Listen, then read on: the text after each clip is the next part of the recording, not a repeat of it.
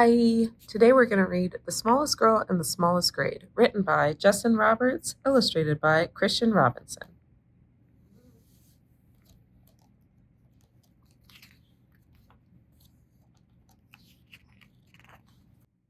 Hardly anyone noticed young Sally McCabe. She was the smallest girl in the smallest grade.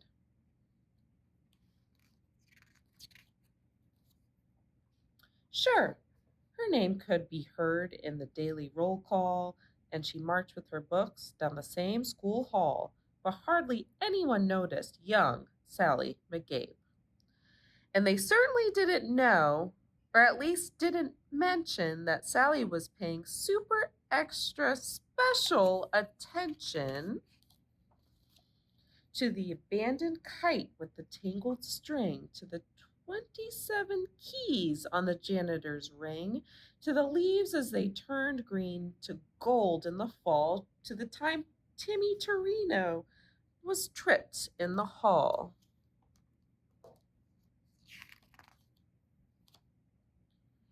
She watched as the wildflowers tipped towards the light and heard the howl of a hound dog late one night. She was there when the stray cats who normally fought conducted a meeting in the church parking lot. She saw Kevin McGuinn get pushed off a slide and the oncoming tears that he wanted to hide. And she'll never forget that parent teacher day when Billy's much larger father suddenly dragged him away.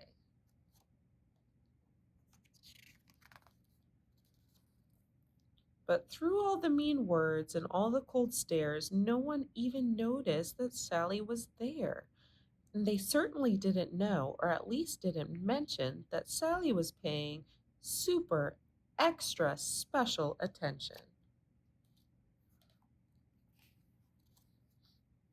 She'd seen how a whisper could make someone cower like a bulldozer crushing through fields of wildflowers, and it kept piling up, this discarded debris, those beautiful kites tangled in trees.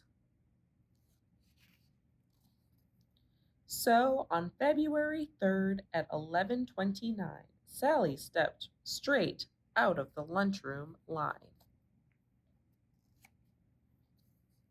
She said, "I'm tired of seeing this terrible stuff. Stop hurting each other. This is enough." Now, a few laughed out loud or didn't care that there was some girl with her hand in the air. But then something super special happened that day as Howard O. Henry suddenly set down his tray.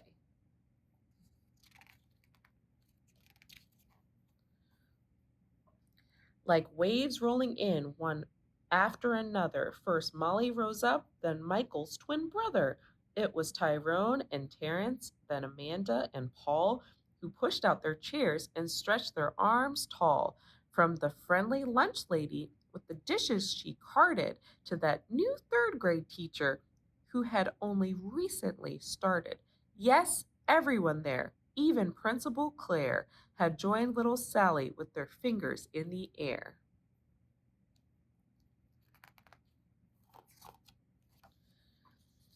And though hound dogs were destined to howl at night, and most stray cat meetings would end up in fights, and kites would continue to get stuck in trees, they all felt for a moment like the janitor's keys, fastened together with a heavy steel ring that held all the secrets to unlock everything.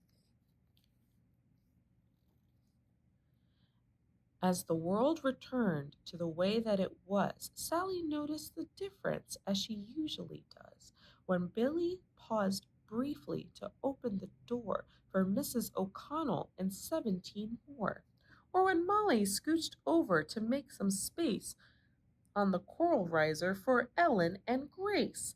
These moments that often get taken for granted of wildflower appearing that no one had planted.